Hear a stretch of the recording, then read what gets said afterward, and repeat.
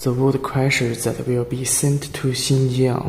This machine's power of 132 kilowatts and is equipped with an auger to discharge the materials. This crusher is used to crush materials for the 132 kilowatts 560 pellet machine.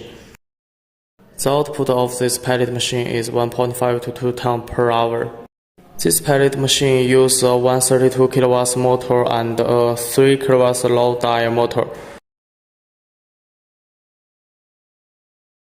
In order to ensure production efficiency, it will be loaded and shipped immediately.